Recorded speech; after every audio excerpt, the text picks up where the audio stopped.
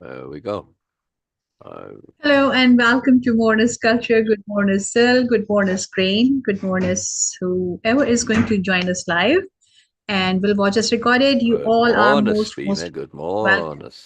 Yes, you all are most welcome to join us in this Moreness-Culture, in this Moreness space Syl has created for us. And this is the place where you can be not only your true self, but also you can be more than what you are expecting with yourself. This is the place where you can strive for more, really, without getting into any ego nonsense, that without getting involved into any superiority paradigm, without getting involved into any kind of should nonsense. But you can still be more. No ambitions, just an aspiration and sharing via sharing. Yes, and of course, we can be more by enhancing, working on, continuously, diligently working on enhancing our awareness. This is the real key. This is the basic and the root and Oh, the yeah. fruit of our Oh, existence. This is what we were discussing before coming here. Anyway, so yes. you guys Enhancing are and developing. Yes, both. yes, enhancing and developing our awareness. And Yeah. this is what we are doing. What we are doing nowadays, we are busy with doing capital R reading of Carlos Castaneda's books about Don Juan, with a very specific intent to connect with the intent of Don Juan and connect with the intent of the universe about this whole situation, those Yes. awareness, what Don Juan has shared with Carlos. So capital R reading, just to give a brief idea for new people, capital R reading is a term from Way of Impeccability, and of course the Moreness-Culture, Moreness program. This term is about going beyond the obvious, going beyond the words, going beyond the events, and going beyond the just simple characterization of those characters. We do get involved into, yes, it's a very interesting character. This is a very interesting event happened in that story. But capital R reading is going Yeah. beyond that. Yes, this is all part of it, but when we go beyond that, then we can connect with the soul of the story. The soul of the story for us is intent. Yes. Yes. Yes. Yes. And ultimately, it is about value. The value Exactly. of, as Beena started to say, enhancing and developing your awareness. The Exactly. more you enhance and develop your awareness, the greater your ability to be appropriate. There's a real value, in other words, to awareness, to developing and enhancing awareness. Capital R reading is developing the skill, the ability to connect to more, to be aware of more, to perceive more, to understand more, to connect to more, to be able to discern more, to be able to understand more. Why? Because this leads to value that you can apply in your real life, right? So we are about uh, extracting value, and capital R reading is getting the value that's not necessarily directly communicated in reading, in the written, what the author has written. I can get value that the author had no intent to communicate, but I can get. Yeah. I mean, the very fact that the author is writing something that there's no interest in the author to share more than just entertainment. It's valuable to me to know his motivations. See, to be able to perceive the author's motivations. This is a great skill. Yeah. So nothing to do with the author and the author's intent. This is on me. I'm getting something that has nothing to do with the author. This is capital R reading. There are many, many things like this. Or the author may write in ways and not realize the implications of what they're saying. Yeah. See? So Yes. this is when we start looking at implications, consequence, and we extrapolate, we look at connectivity, and then we bring other things. We connect what's being written to other things that have been shared, your own experiences, etc. Now you start to see the bigger picture, and that's that layeredness, that depth, the moreness. This is fantastically, fantastically valuable. All right, talking about wonderful value. Let us go to continue. Where were we yesterday, Beena? So Where it were we was yesterday? about the gun, bringing the gun, and Carlos being Oh, that's one right. of the That's part. right. That's right. That's right. Don Juan, Carlos. We left Carlos. Actually, he was on his own waiting for Don Juan, and then he got the whole nervous feeling going on, and this nervous feeling reminded him of a time before when they were involved with La Catalina, right? This sorceress that was out to get Don Juan in some way, some sorcery battle, right? Superiority paradigm nonsense, which is a lot of that in sorcery. It's just a ridiculous old system.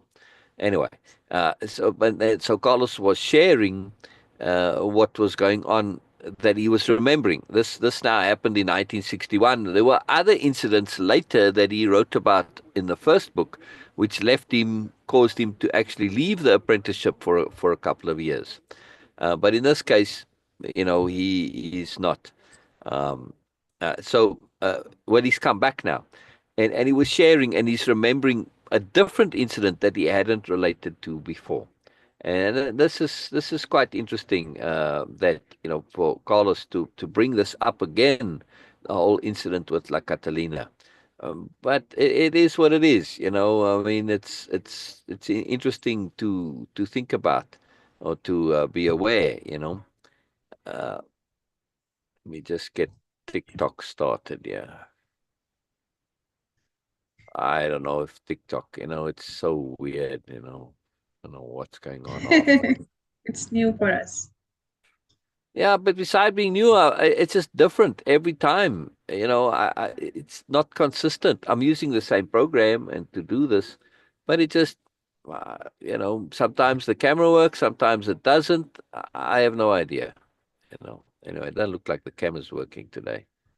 So It it's is just the working, strangest thing. but I can see you like okay, just side of you. So no, cannot Well, say. that's on Instagram, right? Yes. Yeah, I know, and I don't know how to change that. It changed with TikTok. I changed the camera there, and it made it a portrait rather than landscape. But if anybody knows Mm. how to do that in Instagram, then please tell me. I have not been able to figure that out. So, I mean, I changed it in TikTok, and it changed it for Mm. Instagram. So how that works, I don't know. It's the strangest thing. So, I mean, I don't know. Maybe it's a Zoom setting, Beena. I know. I haven't seen a way to do views that are, um, that way you can do in Zoom to set it to be portrait rather than landscape. Yeah. So I don't know. I don't know. Anyway, please, I could use some help if anybody knows. Uh, let's try one more time to get TikTok going.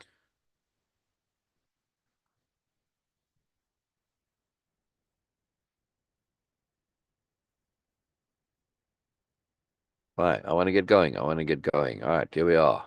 We're going to continue reading. We wasted enough time there. I'll screen share. And here we go. Here we go. Here we go. All right, very good. Very good. Oh.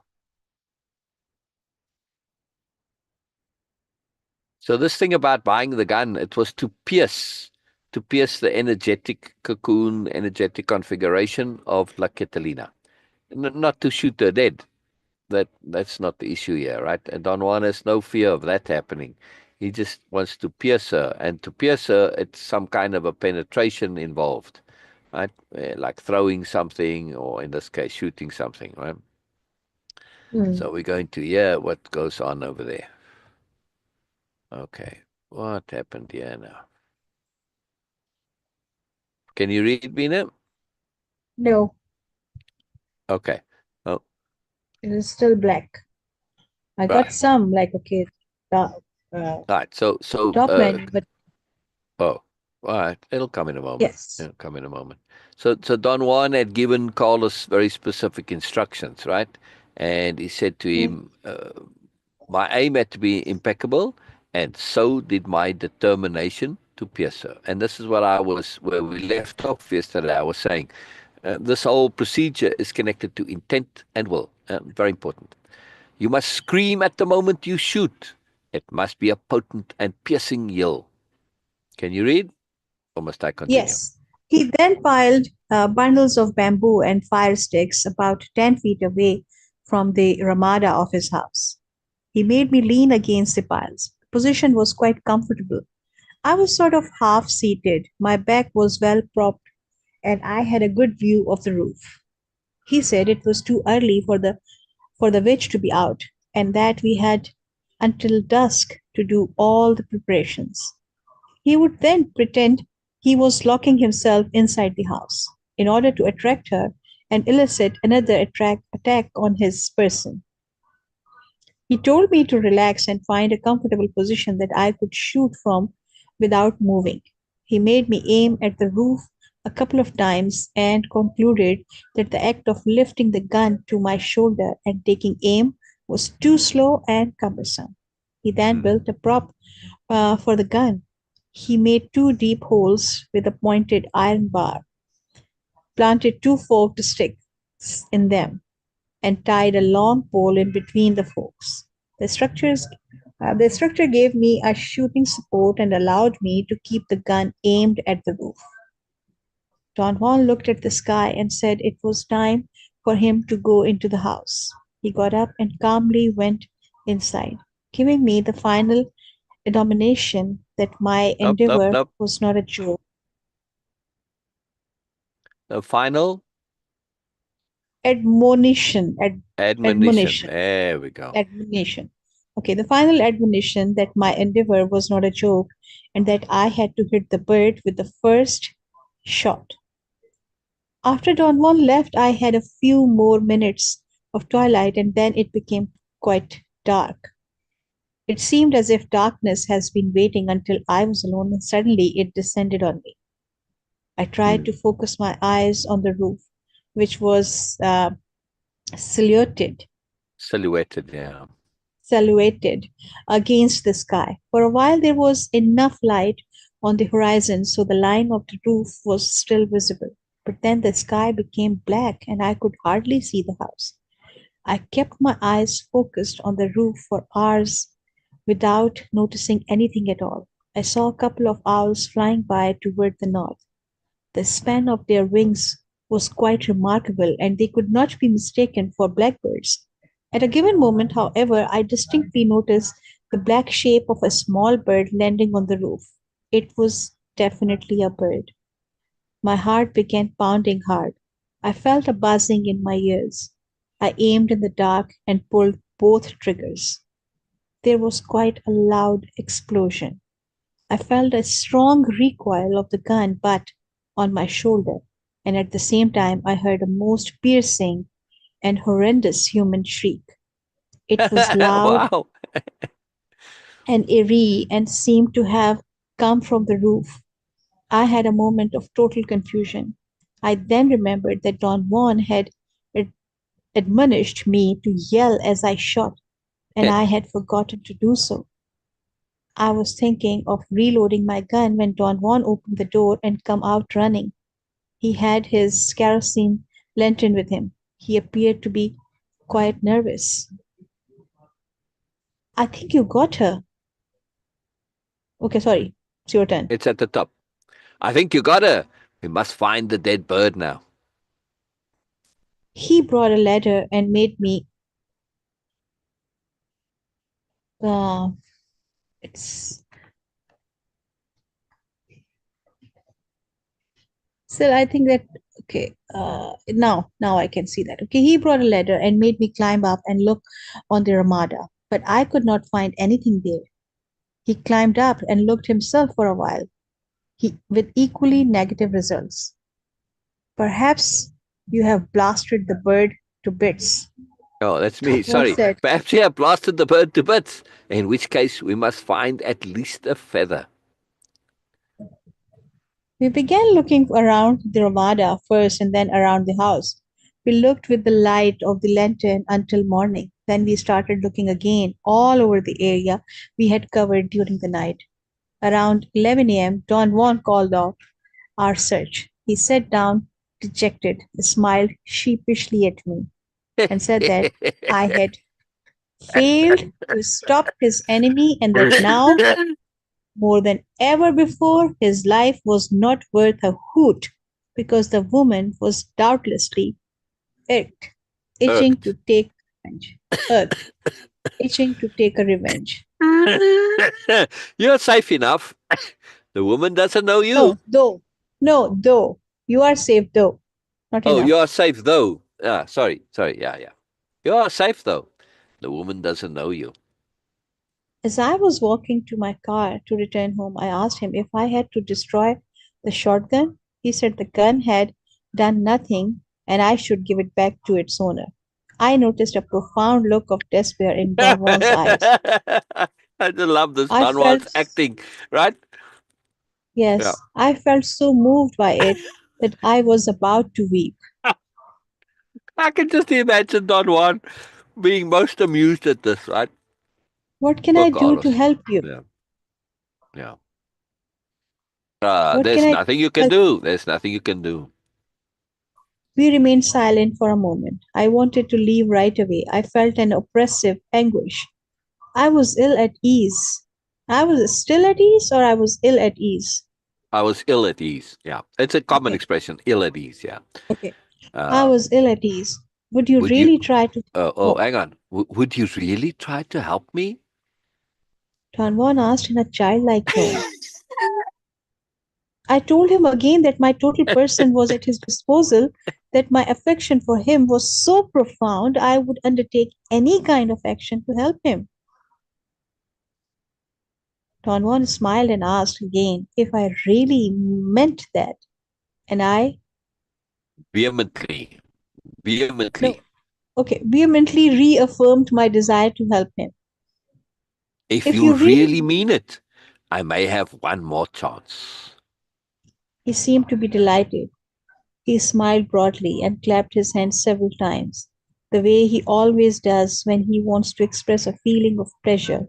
Yeah. This change of mood was so remarkable that it also involved me.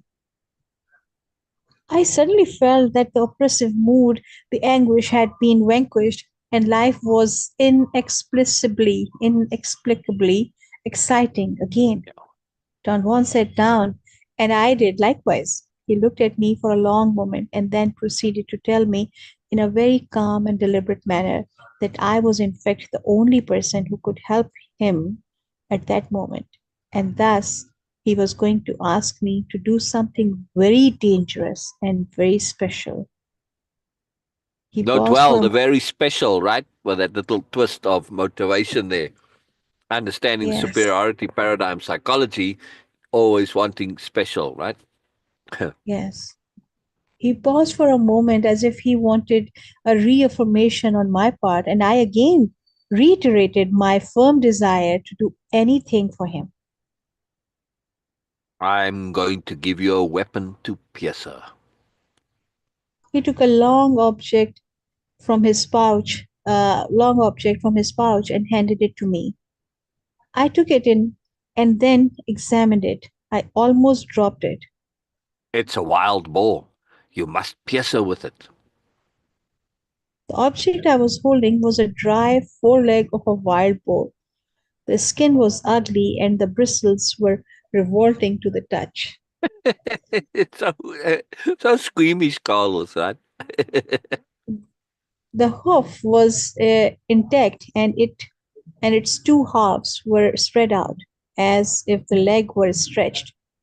It was an awful to the touch. The hoof was No, an no, no, you was an skipped there. It sorry. was an awful Okay. looking thing.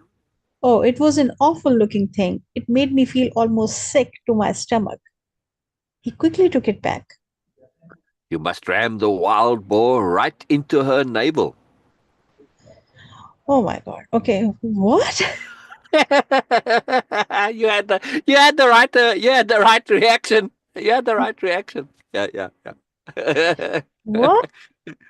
You must hold the wild boar in your left hand and stab her with it. She's a sorceress, and the wild boar will enter her belly, and no one in the world except another sorcerer will see it stuck in there. This is not an ordinary battle, but an affair of sorceress. The danger you will run is that you will fail to that if you fail to pierce her, she might strike you dead on the spot, or her companions and relatives will shoot you or knife you. You may, on the other hand, get out without a scratch. If you succeed, she will have a hellish time with the wild boar in her body, and she will leave me alone. It's like, oh, seriously? Anyway, it's all for Carlos's benefit. All of this, all for Carlos's benefit, yeah? An oppressive anguish enveloped me again. I had a profound affection for Don Juan. I admired him. At the time of this startling request, I had already learned to regard his way of life and his knowledge as a paramount accomplishment. Let's just back up here, right? This Yes. is in 1961. He met Carlos in 1960. Right, so it's not very long that he's been. I mean, if you interact with somebody, months is a long time, but still relatively, right? So Don Juan had made a profound impression on Carlos, in other words. Yeah. Yes. How could anyone let a man like that die? And yet, how could anyone deliberately risk his life? Mm. I became so immersed in my deliberations, I did not notice that Don Juan had stood up and was standing by me until he patted me on the shoulder. I looked up. He was smiling benevolently, Benevolently. Mm. benevolently. Whenever you feel that you really want to help me, you should return. But not until then. If you come back, I know what we will have to do. Go now. If you don't want to return, I'll understand that too. I automatically stood up, got into my car, and drove away. Don Juan had actually let me off the hook. I could have left and never returned, but somehow the thought of being free to leave did not soothe me. I drove a while longer and then impulsively turned around and drove back to Don Juan's house. He Wonderful. was still sitting underneath his ramada and did not seem surprised to see me. Sit down. The clouds in the west are beautiful. It will be dark shortly. Sit quietly and let the twilight fill you. Do whatever you want now. But when I tell you, look straight at those shiny bushes and ask the twilight. Clouds, shiny Oh, clouds. sorry. Oh, where did I get bushes from? Look straight at those shiny clouds and ask the twilight to give you power and calmness. Wow. Wow. I love this. Let me read that again. Sit down. The clouds in the west are beautiful. It will be dark shortly. Sit quietly and let the twilight fill you. Do whatever you want now. But when I tell you, look straight at those shiny clouds and ask the twilight to give you power and calmness. I sat facing the western clouds for a couple of hours. Don Juan went into the house and stayed inside. When it was getting dark, he returned. The twilight has come. Stand up. Don't close your eyes, but look straight at the clouds. Put your arms up with your hands open and your fingers extended and trot in place. I followed his instructions. I lifted my arms over my head and began trotting. Seriously? Hmm. Don Juan Jogging came on to the my spot, trotting, yeah. okay. Don Juan came to my side and corrected my movements. He placed the leg of the wild boar against the palm of my left hand and made me hold it with my thumb, and then pulled my arms down until they pointed to the orange and dark gray clouds over the horizon, toward the west. He extended my fingers like fans and told me not to curl them over the palms of my hands. It was of crucial importance that I keep my fingers spread because if I close them, I would not be asking the twilight for power and calm, but would be menacing it. He also corrected my trotting. He said it should be Oh, fine. It should be, he said, it should be peaceful and uniform. There we go. okay. It should be peaceful and uniform, as if I were actually running toward the twilight with my extended arms.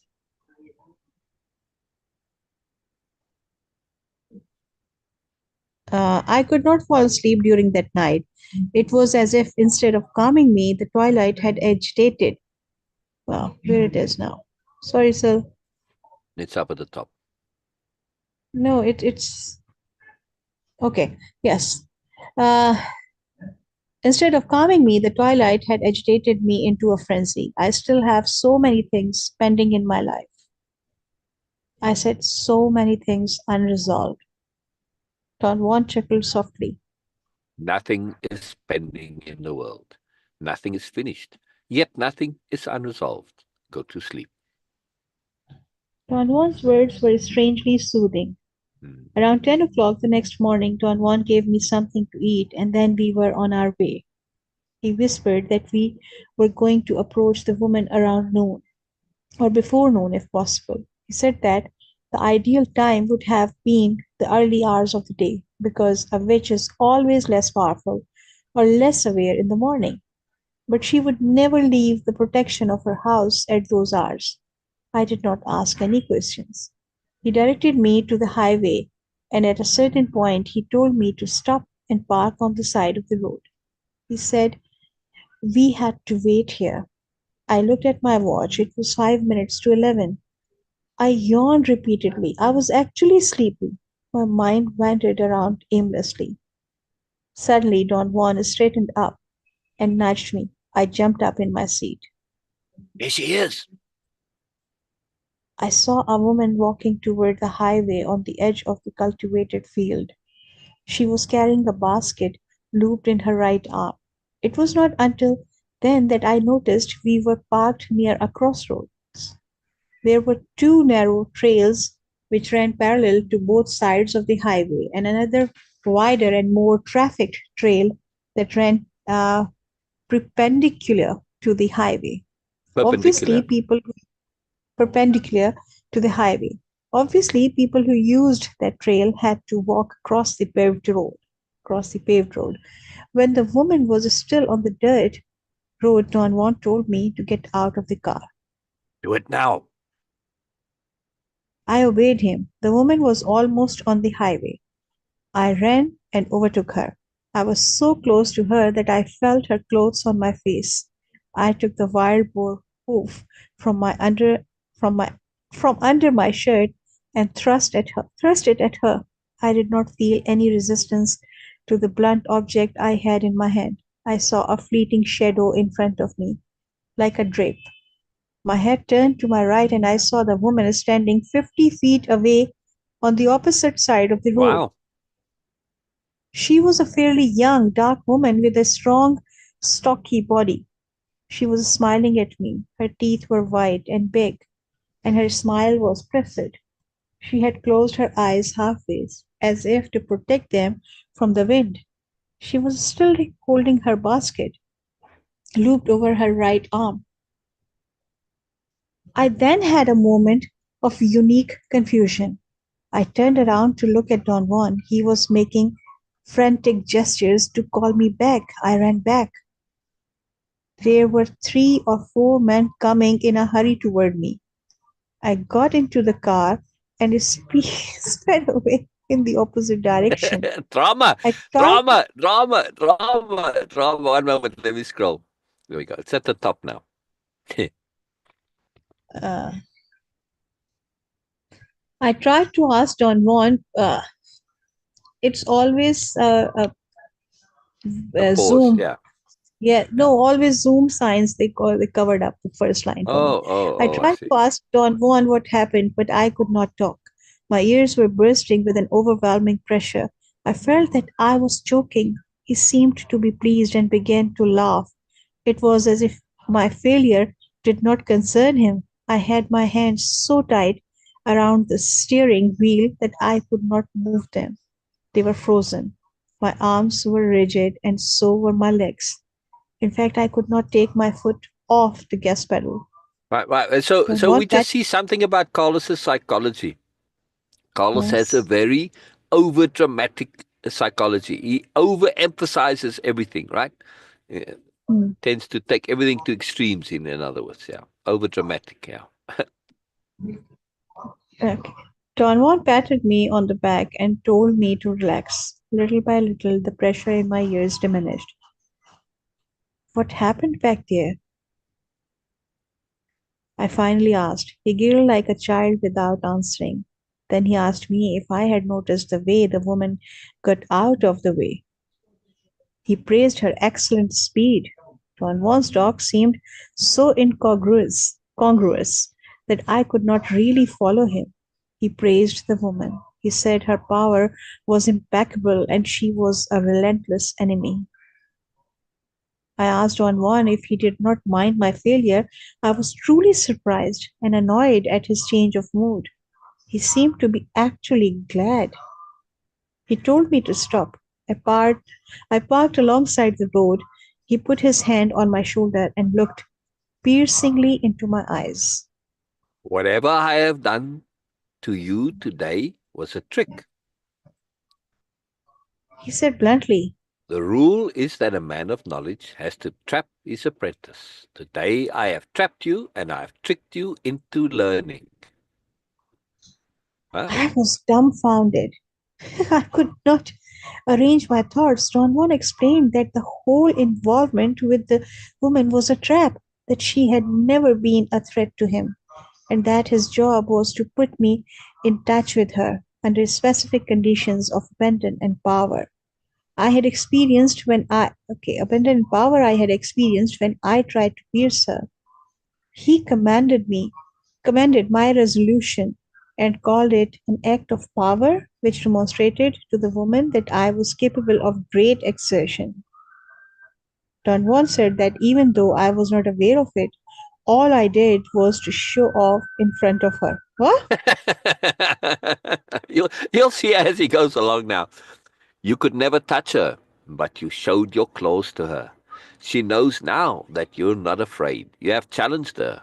I used her to trick you because she's powerful and relentless and never forgets. Men are usually too busy to be relentless enemies. I felt a terrible anger. I told him that one should not play with a person's innermost feelings and loyalties. Don Juan laughed until tears rolled down his cheeks, and I hated him. I had an overwhelming desire to punch him and leave. There was, however, such a strange rhythm in his laughter that it kept me almost paralyzed. Don't be so angry. Then he said that his act had never been a farce, that Farce, a farce, he a farce. also had a farce, sorry, Mm. had been a farce, that he had also thrown his life away a long time before when his own benefactor tricked him, just as he did. He had tricked me. Don Juan said that his benefactor was a cruel man who did not think about him the way Don Juan, thought about me. Mm. He added very sternly that the woman had tested her strength against him and had really tried to kill him. Now, Now she okay, yes. knows that I was playing with her. And she'll hate you for it. She can't do anything to me, but she will take it out on you. She doesn't know yet how much power you have, so she will come to test you, little by little. Now you have no choice but to learn in order to defend yourself, and you will fall prey to that lady. She is no trick. All right, so let's look at the deeper motivation here, right? The deeper motivation is leverage of motivation. Hmm. We are sometimes reluctant to learn, especially if we cannot perceive a direct and immediate value from what we're going to learn. When we have to take the value on faith, then we're a bit reluctant to learn, right? Now, in this case, there's a lot of learning for Carlos to do that he has to just take on faith from Don Juan. But now he has a very real motivation to learn things which he otherwise, whatever, right? Might not be interested in learning. Hmm. Now his life is on the line. So this is Fight Club logic. right? The movie Fight Club. You watched the movie Fight Club, I think, yes, Beena? I guess yes. Okay, right? Where it's the same logic that the guy, well, is doing it to himself, but he's motivating himself to do things he wouldn't otherwise have done, right? And this is very profound. The same logic here, right? It's the motivation. That's the trick. It's leveraging the motivation. Yeah. And also, most people, in most of our lives, we aren't under threat, mortal threat, physical mortal threat. Yeah.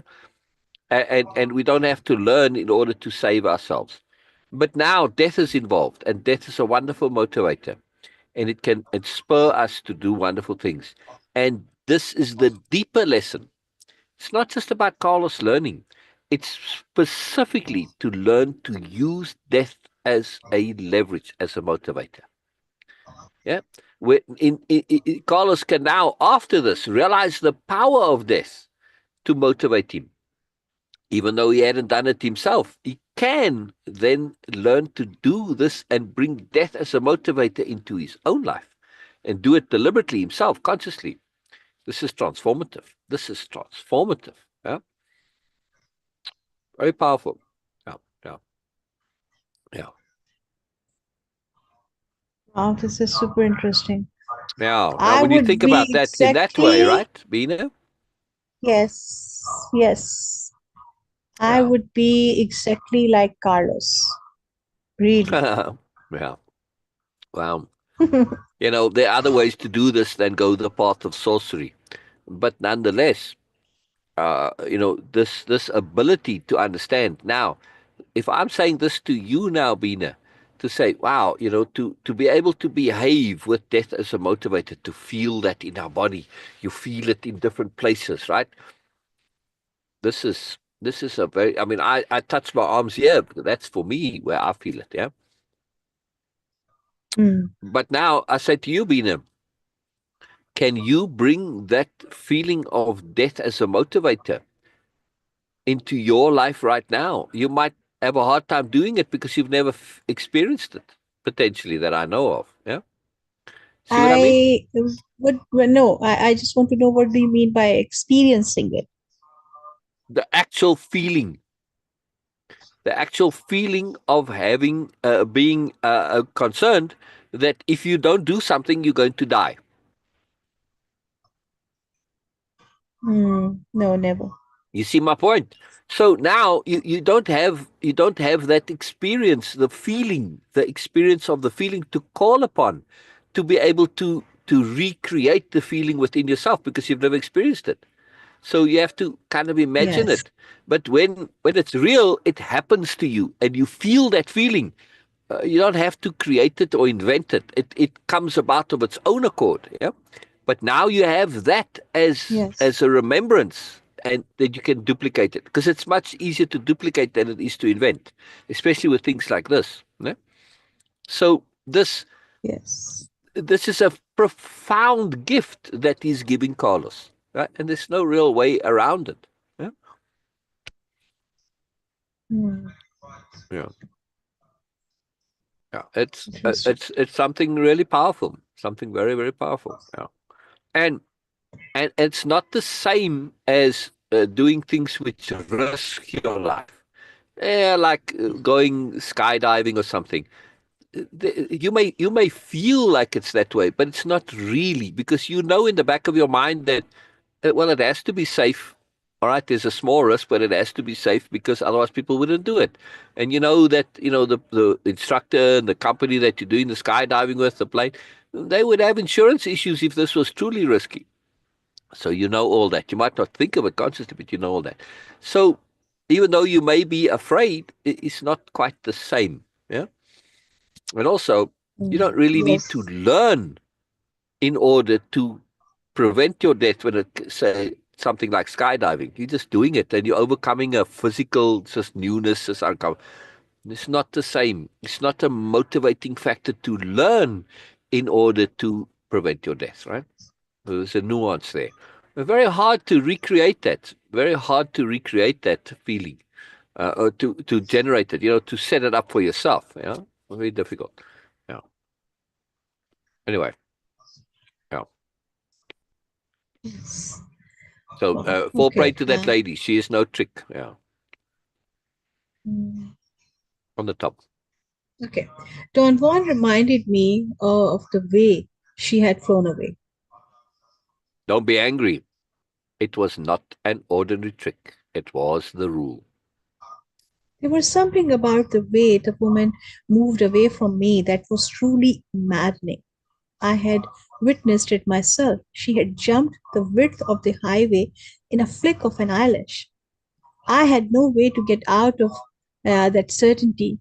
From that moment, from that moment on, I focused all my attention on that incident, and little by little, I accumulated proof that she was actually following me. The final outcome was that I had to withdraw from the apprenticeship under the pressure of my irrational fear. Wow. So this was a bit sad. And that's what I was saying. This took like 4 years, right? Or Mm, 5 years. He left in, I don't know. Yeah, I think it was 65 that he left and he came back in 68. But this is Carlos's excessive mindset again, right? Extremes. Everything is extremes with Carlos. So, the pressure got too much for him because he's over dramatic with stuff. Anyway, right. But he did come back, so it all worked. It all worked. Yeah, I came back to Don Juan's house hours later. In the early afternoon, he was apparently waiting for me. He came up to me as I got out of my car and examined me with curious eyes, walking around me a couple of times. Uh, Why the nervousness? he asked before I had time to say anything. I explained that something had scared me. Okay, I explained that something had scared me off that morning and that I had begun to feel something prowling around me, as in the past. Okay, so now we're back to the Don Juan present sat again. down We are and now back seemed in to be 19. engulfed in Bina, thoughts. Bina, His Bina. face had an Bina, unusually serious expression. one moment, He Bina. seemed to be tired. I sat by him One and moment, Bina. yes, Sorry, I just want to make it clear, right, that there's a jump here, and Carlos, the writer, hasn't made it very clear that we are now back in the present in 1969, right? Where he's oh, asking why the nervousness. Yes, yes, right. So because we were back in the past, and then suddenly we now, yeah. When he said I came back to Don Juan's house hours later in the afternoon, he's not making it clear we're back in 1969, but we are, right? So when Don Juan's asking him why the nervousness, I explained that something had scared me off that morning. Remember, before he told the story, he had come to Don Juan's house. Don Juan wasn't there, and he was feeling nervous, right? So this is where we are now. Okay, so read again oh. there from I explained. I explained that something had scared me off that morning and that I had begun to feel something prowling around me, as in the past. Don Juan sat down and seemed to be engulfed in thoughts. His face had an unusually serious expression. He seemed to be tired. I sat by him and arranged my notes. After a very long pause, his face brightened up and he smiled. What you felt this morning was the spirit of the waterhole. I've told you that, and you must be prepared for unexpected encounters with those forces. I thought you understood. I did. Then why the fear? I could not answer. That spirit is on your trail.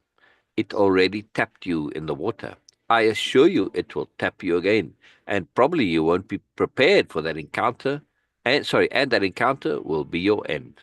Hmm. Don Juan's words made me feel genuinely concerned. My feelings were strange. However, I was concerned but not afraid. Whatever was happening to me had not been able to elicit my old feelings of blind fear. Now that's an important shift for Carlos. He's concerned but not fearful, which is appropriate. Yes, Yes. What should I do? you forget too easily. The path of knowledge is a forced one. In order to learn, we must be spurred. In the path of knowledge, we are always fighting something, avoiding something, prepared for something, and that something is always unpredictable, greater, more powerful than us. The inexplicable forces will come to you. Now it is the spirit of the water on. Later on it will be your ally. So there is nothing you can do now but to prepare yourself for the struggle. Years ago, La Catalina spurred you. She was only a sorceress, though, and that was a beginner's trick. The world is indeed full of frightening things, and we are helpless creatures surrounded by forces that are inexplicable and unbending. The average person, in ignorance, believes those forces can be explained or changed. They don't really know how to do that, but they expect that the actions of mankind or humankind will explain them or change them sooner or later. The sorcerer, on the other hand, does not think of explaining or changing them. Instead, they learn to use such forces by redirecting themselves and adapting to their direction. That's their trick. Attunement, in other words. Yeah? There's very little Yes. to sorcery once you find out its trick. A sorcerer is only slightly better off than the average person. Sorcery does not help them to live a better life. Sorcery does not help them to live a better life. In fact, I should say that sorcery hinders them and makes their life cumbersome, precarious. Yes, exactly. To me, I feel very gratified that I was able to understand this right from the get-go. Yeah? I never got caught up in the sorcery stuff. And that's very important. It's very, very important. Uh, I would say that sorcery hinders them and makes their life cumbersome, precarious. By opening himself to knowledge, a sorcerer becomes more vulnerable than the average person. On the one hand, their fellow men hate them and fear them and will strive to end their life. On the other hand, the inexplicable and unbending forces that surround every one of us, by right of our being alive, are for a sorcerer a source of even greater danger. To be pierced by a fellow man is indeed painful, but nothing in comparison to being touched by an ally. A sorcerer, by opening himself to knowledge, falls prey to such forces, and has only one means of balancing himself, his will. Thus he must feel and act like a warrior. I will repeat this once more. Only as a warrior can one survive the path of knowledge. What helps a sorcerer live a better life is the strength of being a warrior. All of this is put into the context of somebody who's reluctant to learn, right? If we are keen Hmm. to learn, and if we want to live as a warrior, as a spirit warrior, in other words, if we have a desire to live impeccably, we don't need any of this. Most people are reluctant to take on the task of living impeccably. They don't have that motivation. They don't care. It doesn't matter to them. They're not interested. And as a result, they struggle. And this is not something they pursue. You don't have to pursue it, but they may want to, but they don't have the motivation. But once we understand the value of it, then the motivation comes. And when we have that motivation to live impeccably, none of this is necessary. We don't need to be tricked. We don't need to be pressured. We want to, and because we want to, we are motivated. And we don't have to have all of the stuff. And of course, we can bypass all the sorcery stuff. The sorcery stuff is merely a mechanism. It's merely a mechanism, right? And it's very, very powerful. And we see this. Carlos is a reluctant student here. Yes, it is my commitment to teach you to perceive. Not because I personally want to do so, but because you were chosen. You were pointed out to me by Mescalito. To Don Juan, this is attunement in no unclear and no uncertain terms. Absolutely clear. There's no doubt. It matters not one iota how much personal motivation Don Juan has, how much he cares for Carlos or likes Carlos or doesn't like Carlos, totally irrelevant. It was pointed out to him via attunement, and Mescalito is a most potent force of attunement. No question for Don Juan to act on this, right? He has to take it with the utmost seriousness, and he does. I am compelled by my personal desire, however, to teach you to feel and act like a warrior. I personally believe that to be a warrior is more suitable than anything else. Therefore, I have endeavored to show you those forces as a sorcerer perceives them, because only under their terrifying impact can one become a warrior. And again, this is Don Juan's personal belief. Yes, it's as we shall see, or have seen, or know from personal experience through Way of Impeccability. We don't have to come at it with this underlying assumption that people dislike learning, that they don't want to learn. That's not so. There are people who want to learn. Yes, and don't need to be compelled or forced. But yes, there are few and far between. But in general, right, you don't have to. Yeah, right. So, but again, when we understand the value of being a warrior first, or to be a spirit warrior, even better as a conception, and to have way of impeccability, right? Not just impeccable, way of impeccable, all the rest that goes with it, attunement, in other words, and self-conception and mood management and clarity of it, all of these things. This, when you see this, it's like, wow, it's motivating in and of itself, right? I personally believe that to be a warrior is more suitable than anything else. Therefore, I have endeavored to show you those forces as a sorcerer perceives them, because only under their terrifying impact can one become a warrior. To perceive without first being a warrior would make you weak. That's what I've been saying all along. Yes? To perceive without first being a warrior would make you weak. And this is the first time Don Juan says it in as a consequence. Yes? He's never said it before that you must first be a warrior. It's the first time. Yeah? To perceive without first being a warrior would make you weak. It would give you a false meekness, a desire to retreat. Your body would decay because you would become indifferent.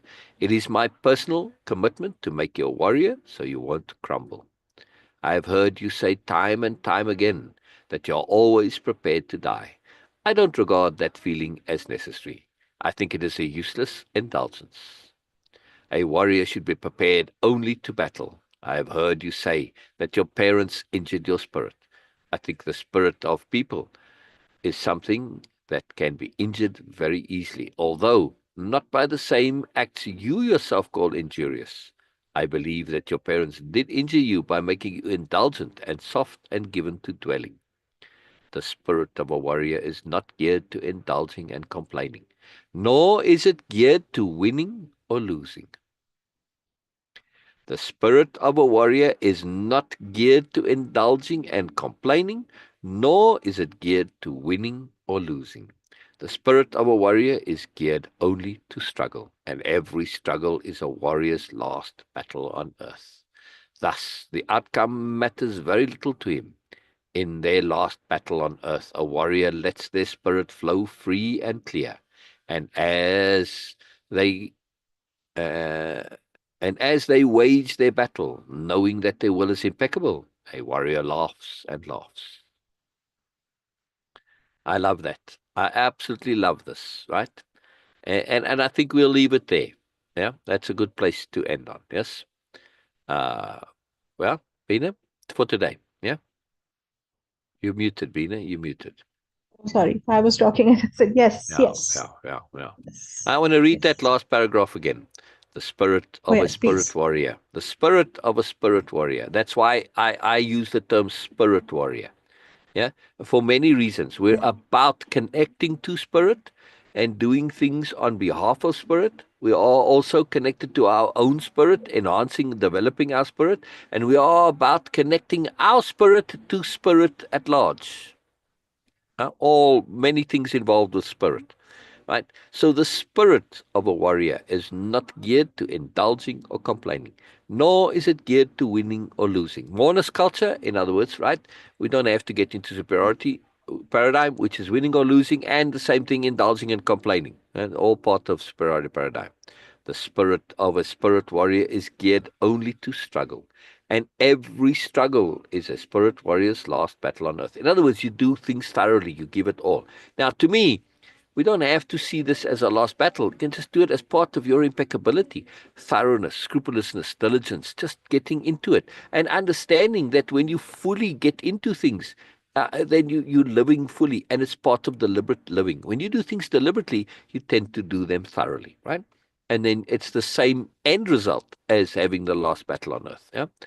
Thus, the outcome matters very little in this last battle on earth. A spirit warrior lets their spirit flow free and clear.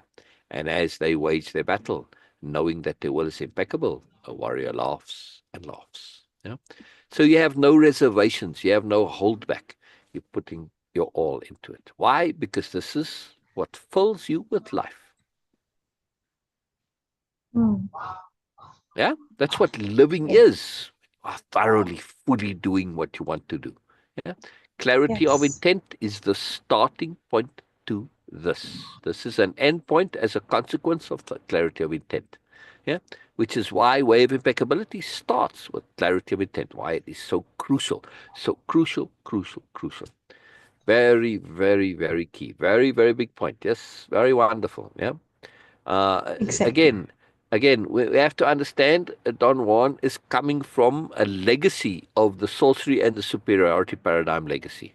We have to take that Mm. further and unhook from it, right? This whole idea of battle and struggle, superiority paradigm thing. Everything in superiority paradigm is a constant battle. Now, Don Juan is unhooking there from indulging and complaining and winning and losing, which is the start of unhooking from the superiority paradigm. But we have to take it all the way. So take it all the way, yeah?